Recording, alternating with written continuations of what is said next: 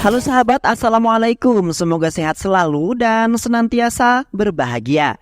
Terima kasih ya udah subscribe dan menyimak video-video LK21 Revive. Semoga Tuhan Yang Maha Esa selalu memberikan rezeki yang berkah dan berlimpah ruah untuk sahabat semua. Nah, sebelum kita masuk ke alur ceritanya, kita sapa-sapa dulu nih para penonton setia LK21 Revive yang selalu setia dan menyimak video-video LK21 Revive. Terima kasih buat Yuda Ekceci, Ica-Ica dari Kalsel, Ufik Fantastik dari Madura, Nurman Hidayat dari Makassar, Doni Richard dari Poso, Ari Saifullah dari Jakarta, Zara Channel dari Tuban, Leo dari Palembang, Yodi dari Lampung, Keisha dari Kalbar, Siti Rapiah dari Kalsel, Cherry Riders dari Tasikmalaya. Dan buat teman-teman semua yang belum Mimin sapa, nanti di next video ya. Soalnya Mimin nyebutinnya dari urutan yang bawah nih. Pasti nanti Mimin sapa kok. Tetep pantengin terus LK21 Revive pokoknya. Oke, kali ini LK21 Revive akan membawakan sebuah alur cerita film yang berjudul Mr. and Mr. Ramacari. Bagaimana keseruan filmnya? Nggak perlu banyak basa-basi, ini dia alur ceritanya.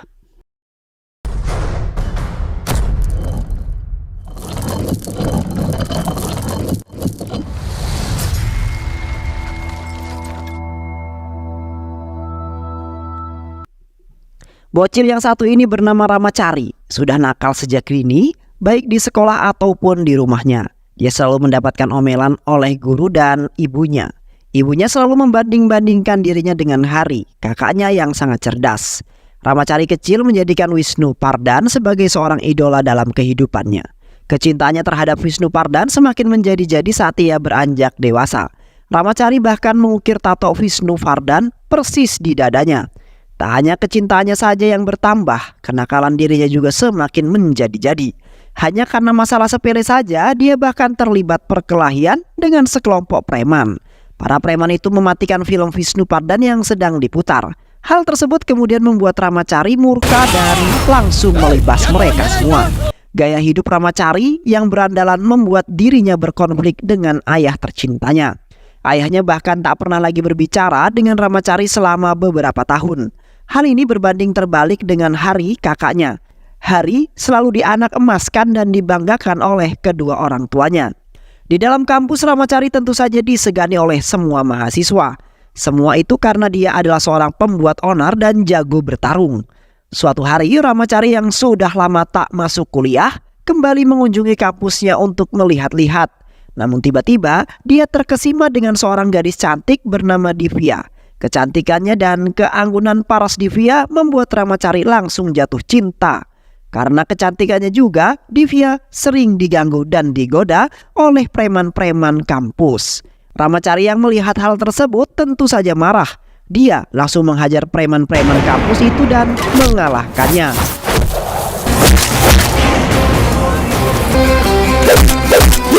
Namun tak lama kemudian, polisi datang dan mengamankan Ramacari ke kantor polisi. Divya yang mengetahui hal tersebut tidak tinggal diam begitu saja. Dia juga pergi ke kantor polisi untuk bersaksi bahwa Ramacari tidaklah bersalah. Usut punya usut, ternyata Ramacari ditahan polisi bukan karena perkelahian tersebut, melainkan karena ayahnya yang membuat laporan hubungan antara ayah dan anak itu memang sangatlah tidak akur.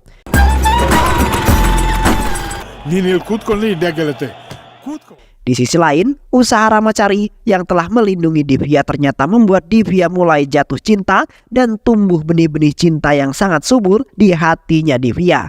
Ramacari tidak mengetahui jika Divya adalah adik sahabatnya sendiri yang bernama Datu. Beberapa hari kemudian, Datu yang mengetahui jika Ramacari mencintai seorang wanita tentu saja tertawa. Dia menghina dan mengolok-olok Ramacari. Dia penasaran siapa sih wanita yang dicintai Ramacari tersebut. Namun, di balik rasa penasarannya tersebut, Datu juga berpesan agar Ramacari tidak berubah gara-gara cinta.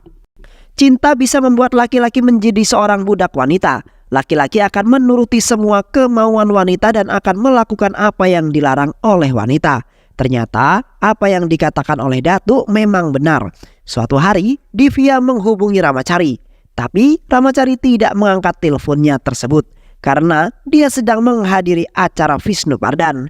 Divya yang mengetahui hal itu tentu saja murka. Dia datang menemui Ramacari yang langsung membanting HP-nya. Di malam harinya, Datu yang sedang nongkrong dengan Ramacari menyampaikan dukungannya. "Entah siapapun gadis yang kau cintai itu, tapi aku pasti akan mendukungmu kawan," ujar Datu. Tak hanya sampai di situ, Datu juga meminta Ramacari untuk segera menembak wanita yang dicintainya itu. Datu benar-benar tidak tahu jika gadis yang dicintai Ramacari itu adalah adiknya sendiri. Keesokan harinya, Ramacari kembali datang ke kampus dengan tampilan yang sangat berbeda. Dia langsung menemui Divya dan menyatakan cintanya, tanpa menanyakan terlebih dahulu nama lengkap dan identitas Divya. Mulai saat itu, Ramacari tidak lagi memanggil kekasihnya itu dengan nama Divya, melainkan dengan nama Margaret, kekasihnya Vindu Pardan. ಇವತ್ತಿಂದ ಈ ರಾಮಾಚಾರಿಗೆ ನೀವು Margaret. Setelah menyatakan cintanya, mereka kini resmi berpacaran. Ramacari lalu membawa Divya untuk diperkenalkan dengan Datu sahabatnya. Ramacari dengan penuh bangga meminta Datu untuk bertemu dengan pacarnya. Dan Datu yang bahagia tanpa banyak basa-basi langsung menemui pacarnya itu. Dan cepat, Datu langsung menampar Ramacari ketika dia mengetahui jika pacar Ramacari itu adalah adiknya sendiri. Datu lalu membawa Divya pergi meninggalkan Ramacari. Setelah kejadian tersebut, Datu dan Ramacari tidak lagi bertegur sapa. Walaupun mereka masih bertemu di tempat biasa mereka mabuk, Datu yang sudah mengenal lama Ramacari tentu mengetahui setiap keburukannya. Datu tak ingin jika adiknya itu nanti mengalami nasib buruk menikah dengan Ramacari. Apalagi dulu Datu pernah membantu Ramacari untuk mengwik-wik pacarnya di kampus. Ramacari mulai menjaga jarak dari Divya. Dia tak ingin persahabatannya dengan Datu hancur karena seorang wanita. Tapi hal itu tetap tidak merubah Datu. Datu masih dingin seperti es batu. "Datu adalah sahabat saya sebelum saya mengenal kamu. Saya salah karena menyakiti perasaan sahabat saya," ujar Ramacari. Masalahnya, Divya sudah benar-benar mencintai Ramacari. Dia bertanya-tanya apakah salah jika dirinya mencintai sahabat kakaknya sendiri, ujar Divya. Usut punya usut, ternyata ibunya Divya juga menentang hubungannya itu dengan Ramacari. Jangankan berpacaran dengan Ramacari, Datu yang sahabatnya Ramacari saja sering dimarahin dan dimintai untuk segera menjauhi Ramacari. Semua itu ibunya lakukan karena dia tak ingin anak-anaknya terpengaruh dengan sifat berandalannya si Ramacari. Namun, Divya tetap menolak keputusan tersebut. Dia berusaha meyakinkan ibunya jika kepribadian buruk Ramacari itu bisa dirubah. Tak lama kemudian, Divya pergi memarahi kakaknya. Ramacari adalah sahabat terbaiknya. Dia rela membuang cintanya demi persahabatan. "Kakak, kau harus tidak dingin kepadanya. Berpikirlah dengan bijak dan jangan terlalu berperasaan," ujar Divya. Berkat kata-kata adiknya itu, Datu kini tersadar dan sudah kembali akrab dengan Ramacari seperti sedia kala.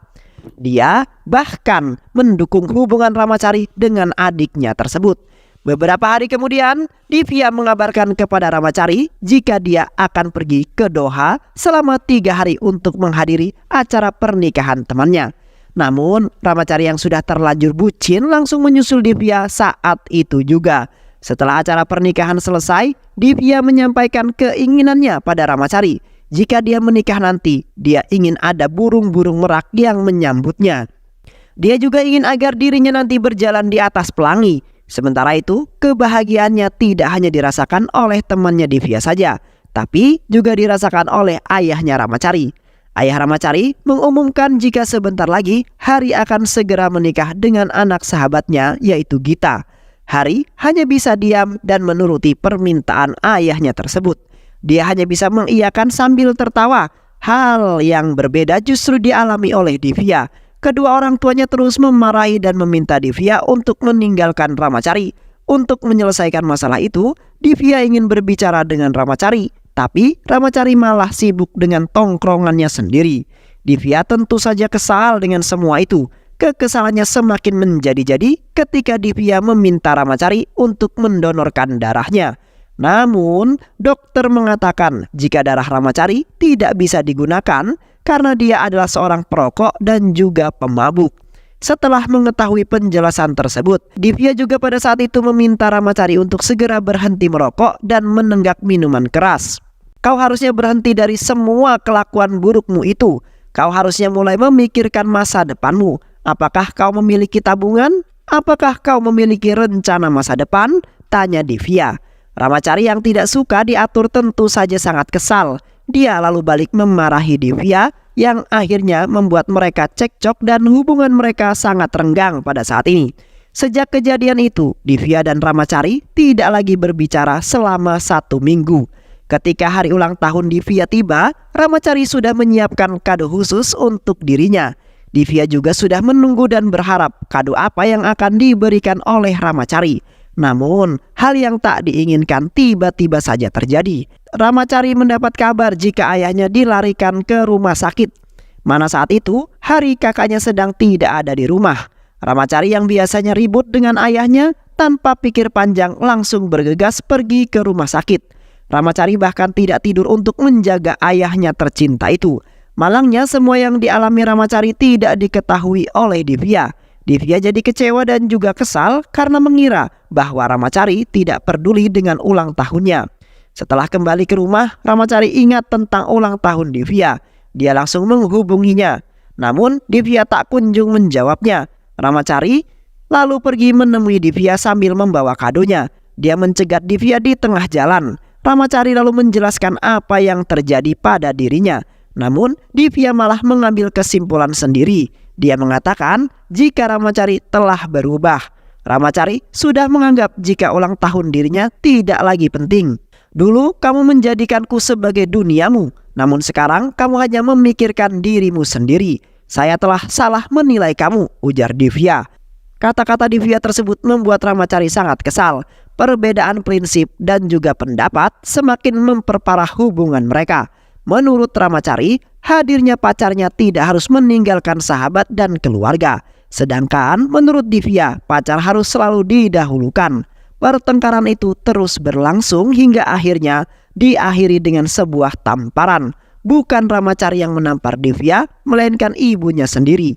Ibunya kesal dengan kelakuan anaknya tersebut. Dia telah berkali-kali meminta Divya untuk menjauhi Ramacari, tapi Divya tidak kunjung mendengarkannya. Divya lalu dibawa pergi dari sana. Permasalahan Ramacari kini semakin rumit.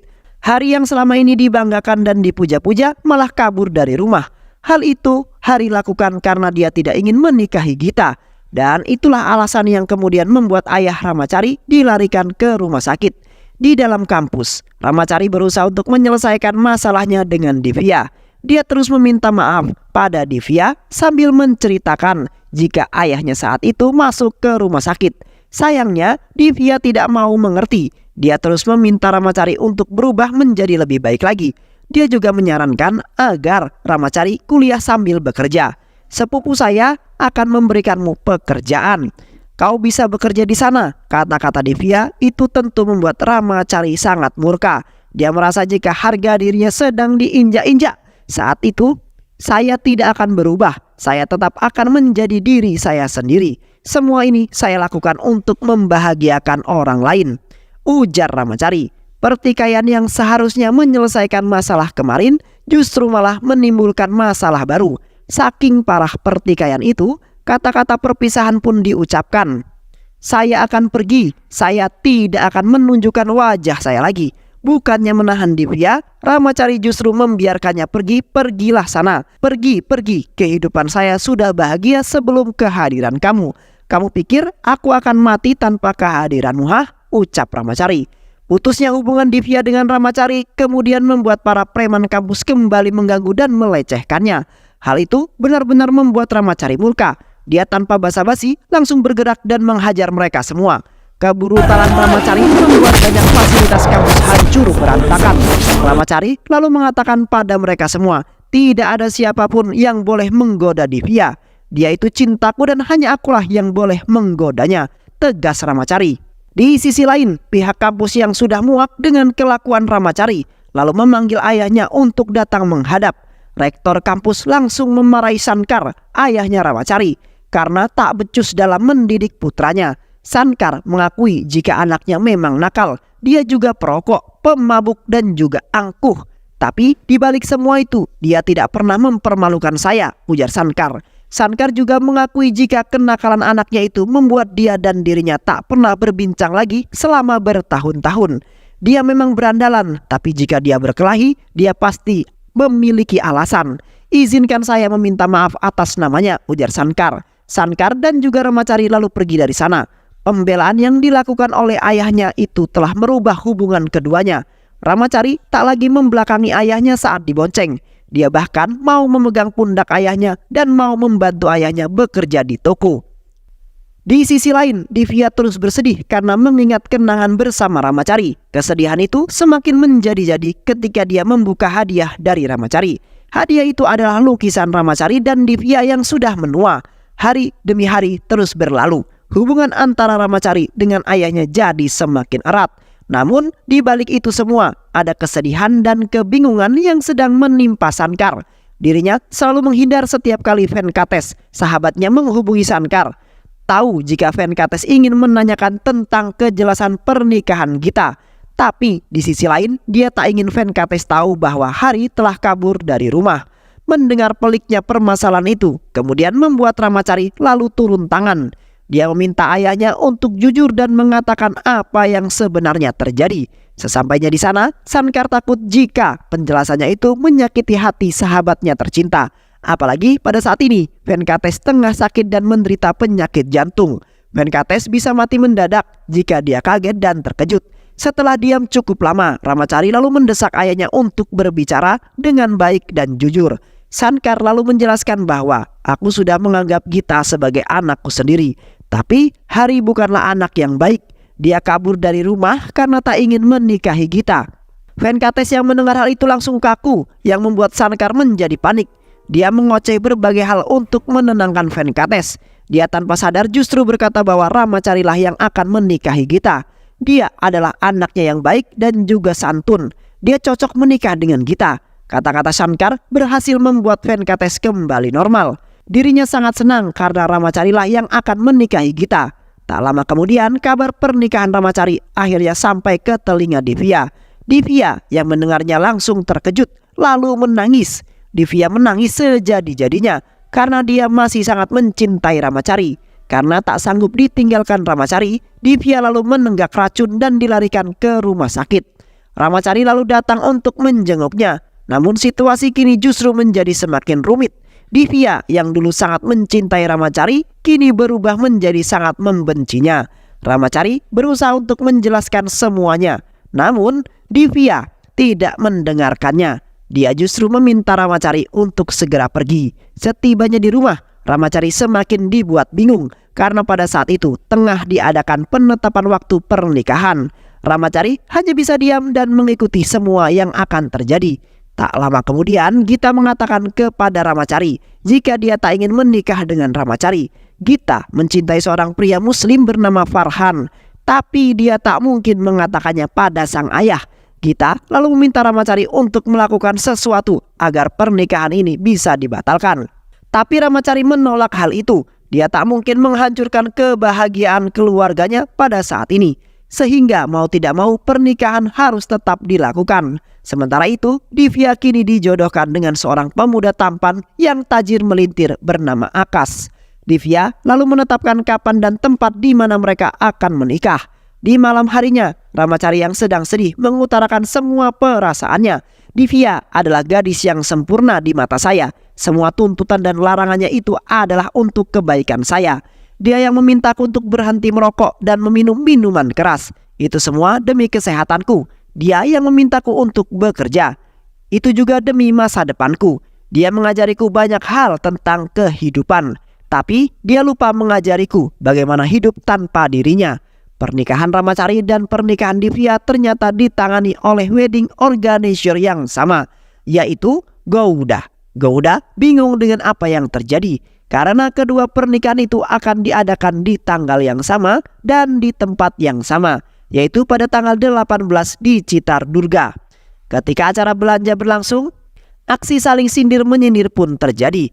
Divya yang sudah muak lalu pergi dari sana bersama Akash. Namun di tengah jalan, Divya menghina sekelompok preman yang mengambil kain sari seorang wanita. Para preman yang tak terima langsung menghampiri Divya saat itu juga. Untuk menyelesaikan masalah tersebut, Akash lalu meminta maaf kepada mereka. Namun aksi Akash itu malah dinilai pengecut oleh Divya. Bukannya pergi, para preman itu justru semakin menjadi-jadi. Pada saat itulah Ramacari datang dan menunjukkan keberaniannya. Ramacari menghajar semua preman-preman itu dengan sangat mudah. Sankar yang melihat aksinya itu justru merasa bangga karena putranya bertarung demi kebaikan. Akas yang sudah diselamatkan lalu mengundangnya untuk makan malam bersama. ಇಬ್ರು ಒಂದೇ ದಿನ ಮದುವೆ ಆಗ್ತಿದ್ವಿ ಯಾರೋ ಮಧ್ಯರಾತ್ರಿ ಫೋನ್ ಮಾಡಿ Momen makan malam itu dimanfaatkan Ramacari untuk menjelaskan apa yang sebenarnya terjadi. Dia berkata bahwa pernikahan itu semata-mata demi menjaga kebahagiaan keluarga. Namun, lagi dan lagi keegoisan Divya membuatnya tak mau mengerti dengan penjelasan Ramacari. Di rumahnya, Divya yang tengah mabuk kepayang lalu menghubungi Ramacari untuk mempermalukannya. Dia terus mengatakan kata-kata hinaan yang menyayat hati Ramacari. Keesokan harinya, hari pernikahan pun tiba. Ramacari membawa Farhan ke acara pernikahannya. Dia meminta maaf kepada ayahnya karena dia tak ingin menikah dengan Gita. Bukannya marah, Sankar justru memaklumi semua yang terjadi. Dia justru berterima kasih karena Ramacari telah menanggung beban berat selama ini. Namun, Sankar tidak berani mengatakan hal itu pada Venkates, yang akhirnya kemudian membuat Ramacari turun tangan menangani masalah ini. Ramacari mulai menjelaskan dengan sangat hati-hati. Dia berkata jika Gita mencintai seorang pria muslim bernama Farhan. Paman, kebahagiaan Gita adalah mutlak.